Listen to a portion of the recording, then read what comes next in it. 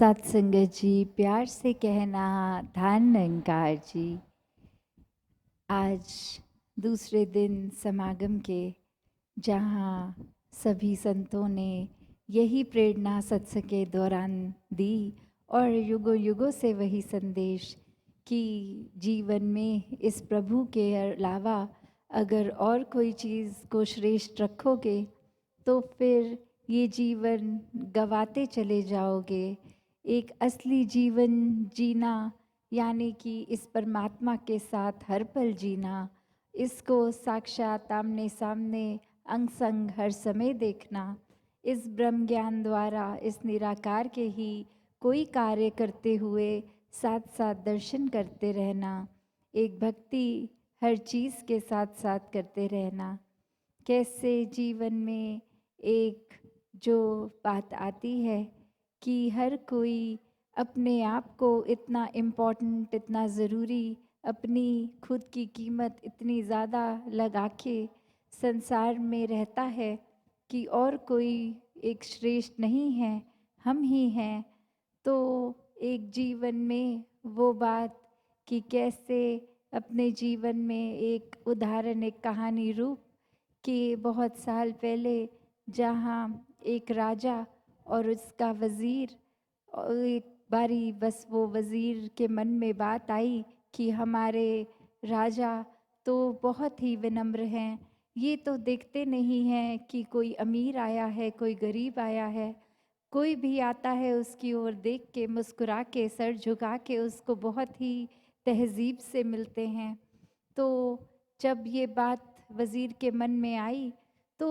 अपने आप को उसने सोचा कि इससे तो मेरी एक इम्पोर्टेंस ख़त्म हो रही है कि मैं ऐसे राजा का वज़ीर हूँ जो हर जगह अपना सर झुका देता है। तो ये कंसर्न, ये बात अपनी जब उस वज़ीर ने राजा के पास रखी कि आप हर एक को इस तरह मुस्कुरा के आदर सत्कार से सर झुका के ना मिलिया करें, ये एक प्रजा पे अच्छा रिफ्लेक्शन नहीं जाएगा। आप महाराज हैं, आप अपना रुतबा ऊंचा, गर्दन ऊंची करके हर एक से मिला किया करें। तो वही राजा फिर उसको कहता है कि आप एक काम कीजिए, अब कोई भी हमारी नगरी में किसी की भी मृत्यु होगी तो एक उसके सर को शरीर से अलग करके बाज़ार में लेके जाइए और क्या मोल डलता है उसका वो बताना। और ठीक उसी प्रकार वज़ीर फिर यही करता है, पर वापस आके वो बात यही कि इसके लिए तो किसी ने कोई दाम नहीं दिया, किसी ने खरीदने की इच्छा भी नहीं रखी। तो राजा वही बात समझाता है कि जिस सर को, गर्दन को अकड़ा के चलने की बात करते हो उसका मोल तो कुछ है ही नहीं। तो इसको एक हरेक के लिए, एक हरेक के प्रति आदर सत्कार में ही झुकाया जाए तो इसका सही मोल डलता है। एक दिल से एक विनम्रता, ये हम्बल होके जब एक हम किसी से भी मिलते हैं, बात करते हैं, तो वो एक बात ये नहीं कि हमने खुद अपनी इतनी इम्पोर्टेंस बना दी है कि अक्सर लगता है कि अगर हम किसी से बहुत विनम्रता से मिलेंगे तो उसकी नज़र में तो हम इम्पोर्टेंट ही नहीं बनेंगे। अपनी इम्पोर्टेंस बनानी है तो हर एक से अकड़ के मिलें। तो बात वही जो इस कहानी में सीखी कि कैसे एक सही मोल जीवन का, ये खुशी में हर समय रहना, मुस्कुराहटें, एक अपने मन से जब अहंकार को त्याग देना तो ही वो बात आती है कि सही मायने में वही इंसान जी रहा है जो अपने अहंकार को त्याग चुका है। एक विनम्र हो के अपना अस्तित्व, अपनी आइडेंटिटी खो के जब जीते हैं तो फिर इस परमात्मा की आइडेंटिटी ही हमारी बन जाती है। जिस तरह एक पानी की बूंद अगर चाहे वो नाले में से निकल के नदी में आए या कहीं और से, वो अपनी यात्रा एक पूरी करके बहती बहती इस सागर में आ जाती है तो वो अपने उस नाले वाली बूंद की अस्तित्व को खो के फिर उसको एक उससे भी ऊपर की उपाधि, एक उससे ज़्यादा कुछ मिल जाता है। उसको सिर्फ़ और सिर्फ़ अपनी आइडेंटिटी खो के इस सागर में एकमिक होते ही वो इतना आदर सत्कार, इतना रुतबा खुद ब खुद ही मिल गया। वरना वो अगर ज़िद पे अड़ी रहती कि नहीं, मैं तो इसी नाले में रहूँगी, मैं विशाल सागर में नहीं मिलूँगी, तो फिर वो वहीं की वहीं अपनी अकड़ में। तो कैसे अपने जीवन में भी अगर हम झांक के देखें कि किस प्रकार एक जीते जी मृत्यु हासिल करनी, कि अपने अहंकार को छोड़ के एक जीते जी जब हम इस विनम्रतापूर्वक जीवन को अपनाते हैं, और वो वही बात जो दासी हर सत्संग में रखती है कि इसको करना संभव कुछ समय के लिए तो तब होता है, कोई दिखावा कर सकते हैं, किसी के सामने अपना इम्प्रेशन अच्छा करने के लिए अच्छे व्यवहार, अच्छे बोल कर सकते हैं, पर एक हर समय अंदर से बाहर तक का जो ये यात्रा है हमारी, ये इनसाइड आउट, उसको कैसे हम हर समय अपने आप को अच्छा रखें। वो ही बात जो समागम के लिए जो लाइन हम बार बार सुनते हैं, रूहानियत और इंसानियत संग संग। जब इस परमात्मा के साथ हम अपने मन का नाता जोड़ लेते हैं, इसको देखकर, इसको अपनाकर, जिस तरह मराठी में भी कहते हैं, एकला जाना एकला माना एकवा, कि कैसे पहले अपने इस अस्तित्व को जो हमने इतना बड़ा बना लिया है और वाक्य में तो उसका मोल कुछ है नहीं, उसको सच में अनमोल करना है तो किसी अनमोल चीज़ के संग से ही वो होगा, और कोई ऐसी चीज़ नहीं जो खरीद के महंगी से महंगी ले लें, कुछ और रूप में नहीं। ये जो भक्तों ने हर समय एक सच्ची दौलत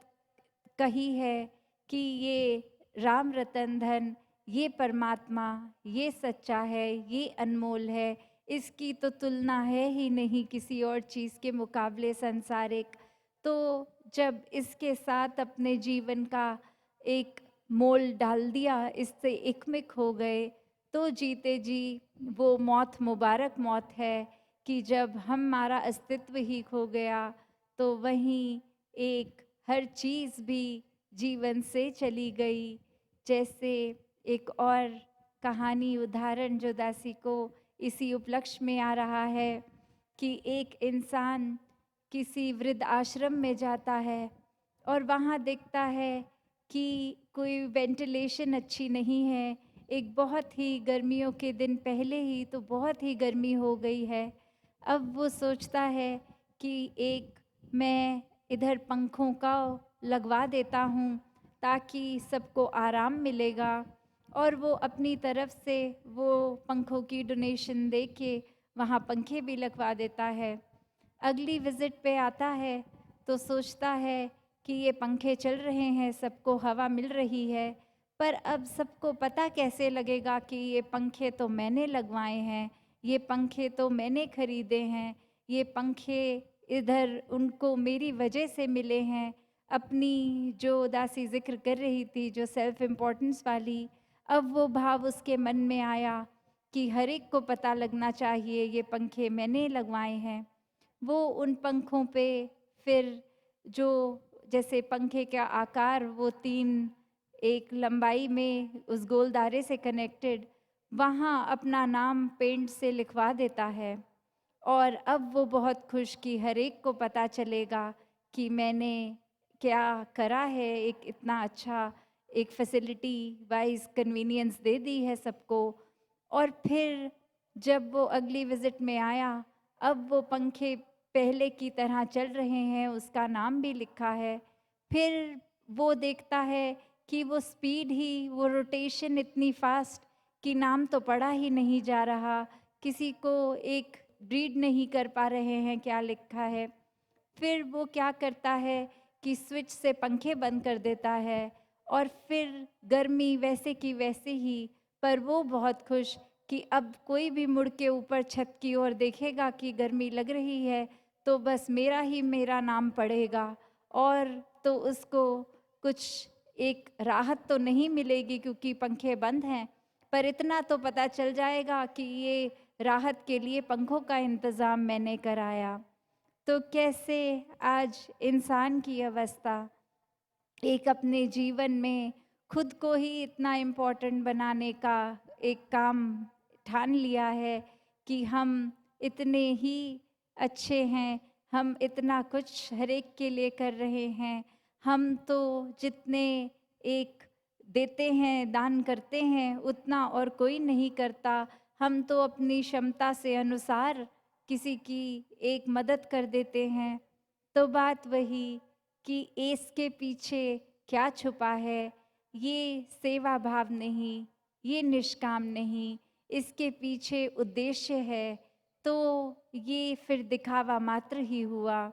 ये असली मायनों में सेवा भाव का मतलब समर्पित रूप। आज चाहे सुबह वो सेवा दल रैली के रूप में भी सेवा के भाव को बहुत ही अच्छी तरह अनेकों माध्यम से महापुरुषों ने डिपिक्ट किया, वो संदेश कि कैसे अपने जीवन में जब हम अहंकार को, अपने अस्तित्व को खो देते हैं, तो जो मिलता है वही सच्चाई है, वही ट्रूथ है, वही अगर हम किसी भी नाम से जाने इस परमात्मा को, इस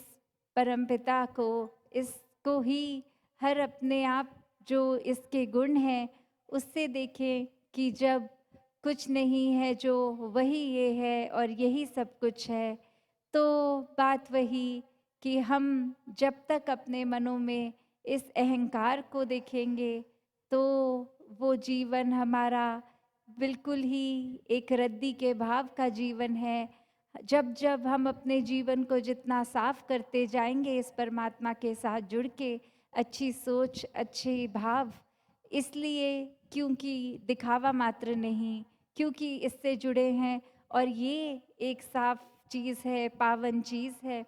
और इसके साथ जितना जुड़ें तो एक जो एक हम बात करते हैं कि कोई क्या सबूत देता है कि अगर वो साफ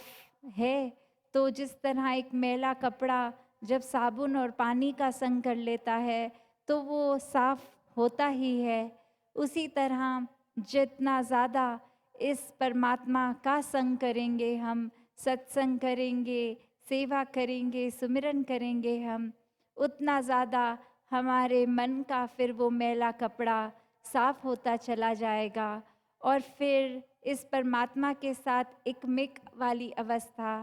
कि फिर कोई फ़र्क नहीं कि ये जहाँ अक्सर बात आती है कि मैं और तू, मतलब ये दो लोगों का एक बातचीत हो रही है, तो जब एक इंसान उस तरह कहे कि मैं किसी में एकमिक हो गया हूँ, तो दो एक अस्तित्व नहीं रह गए, फिर वो एक है, फिर इस तू ही में मैं समा गया है। फिर अगर ये अहंकार में जहाँ मैं अपना अस्तित्व बना के बैठा था,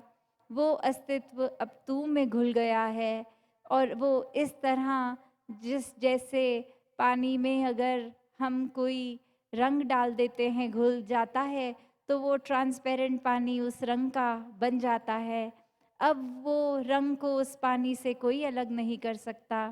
तो कैसे वो बात फिर ये आत्मा इस परमात्मा में, इस ब्रह्म ज्ञान द्वारा जब ये देख लेती है कि ये आत्मा ही इस परमात्मा से एकमिक होने के लिए शरीर का सिर्फ साधन रूप एक बनाया है, और वहीं ये साधन को इंसानों ने फिर सब कुछ समझ लिया है कि जीना है तो फिर बस ये जो हमारी आंखें देखती हैं जीवन काल में वही सच्चाई है। ये जो